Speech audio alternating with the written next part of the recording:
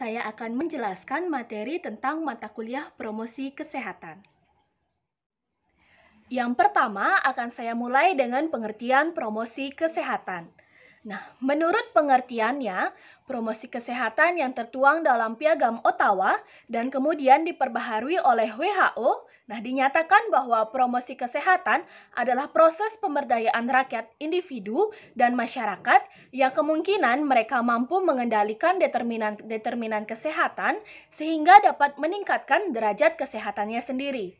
Nah, selain itu, Kementerian Departemen Kesehatan Republik Indonesia juga merumuskan bahwa pengertian promosi kesehatan sebagai bentuk upaya untuk meningkatkan kemampuan masyarakat dalam mengendalikan faktor-faktor kesehatan melalui pembelajaran dari, oleh, dan bersama masyarakat agar mereka dapat menolong dirinya sendiri serta mengembangkan kegiatan yang bersumber daya dari masyarakat sesuai dengan sosial budaya setempat dan juga didukung oleh kebijakan publik yang berwawasan kesehatan. Nah, di mana pernyataan ini juga tertuang dalam Keputusan Menteri Kesehatan nomor 1114 Menkes/SK/8/2005. Yang kedua, adapun tentang determinan kesehatan. Nah, adanya determinan kesehatan sendiri sangatlah dipengaruhi oleh adanya determinan fisik, determinan biologi, serta determinan lingkungan sosial. Nah, di mana determinan fisik sendiri juga dapat berupa seperti kebersihan lingkungan, cuaca, iklim, maupun lain halnya. Sedangkan determinan biologi itu dapat berupa mikroorganisme, virus, bakteri, parasit, jamur, ataupun fungi. Nah, sedangkan determinan sosial juga sangatlah mempengaruhi kesehatan. Nah, dapat berupa tentang kemiskinan atau kesenjangan sosial, stres, pengangguran, kurangnya kelestarian lingkungan, kurangnya pemahaman akan kesehatan sejak dini, adanya diskriminasi atau adanya pengucilan, penggunaan alkohol bahkan obat-obatan terlarang, kurangnya ketersediaan pangan yang bernutrisi, kurangnya adanya aktivitas gerak fisik, bahkan adanya ketidakberdayaan oleh seseorang tersebut. Yang ketiga akan kita bahas tentang perkembangan dan keterkaitan kesehatan masyarakat, pelayanan kesehatan, kesehatan dasar, pendidikan kesehatan, dan juga tentang promosi kesehatan. Nah, adanya perkembangan promosi kesehatan tidaklah terlepas dari adanya perkembangan sejarah kesehatan masyarakat di Indonesia, yaitu dengan dimulainya program pembangunan kesehatan masyarakat desa atau PKMD pada tahun 1975 dan adanya perkembangan promosi kesehatan internasional pada tahun 1978 berupa deklarasi Alma-Ata tentang primary health care yang menjadi tonggak sejarah cikal bakal promosi kesehatan di Indonesia.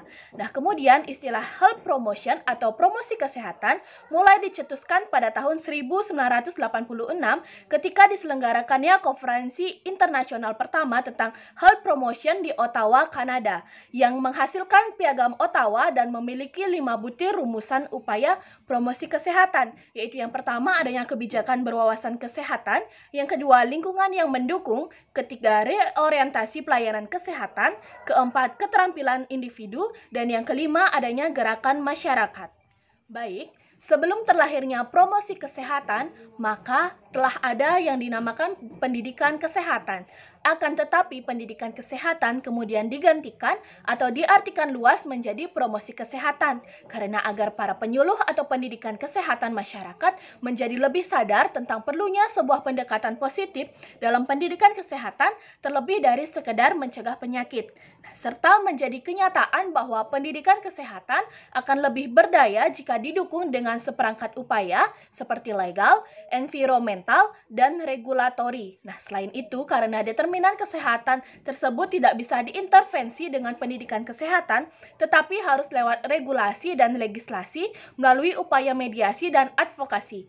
Sehingga dapat saya sampaikan bahwa dengan adanya tindakan promosi kesehatan ini, sangatlah diharapkan agar seluruh warga masyarakat di Indonesia paham akan betapa pentingnya dan mahalnya harga kesehatan, sehingga lebih dapat menjaga dirinya, keluarga, serta lingkungan di sekitarnya. Pembahasan yang keempat yaitu tentang 5 ruang lingkup promosi kesehatan.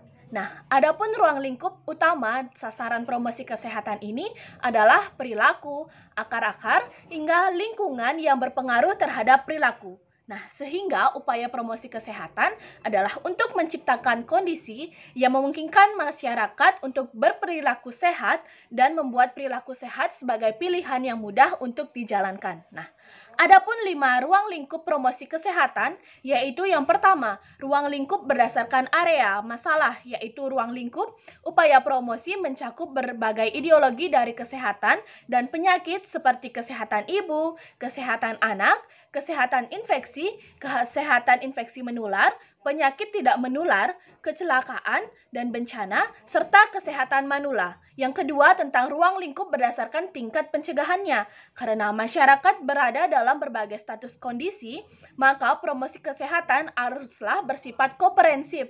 Yang menurut Leaf and Clark pada tahun 1967 dikemukakan bahwa ada 5 tingkat pencegahan, yaitu tingkat derajat, tingkat pemberian perlindungan, melakukan diagnosa dini, pengobatan segera, melakukan pembatasan cacat, dan juga melakukan rehabilitasi. Dan yang ketiga, lingkup pelayanan kesehatan dasar, di mana menurut deklarasi Alma-Ata menghasilkan konsep pelayanan kesehatan dasar yang meliputi aktu primary care, health education, health promotion, disease surveillance, and monitoring community development. Nah, kemudian yang keempat adanya ruang lingkup aktivitas dapat diartikan dengan keperluan peran pendidik kesehatan menjadi promosi kesehatan oleh WHO.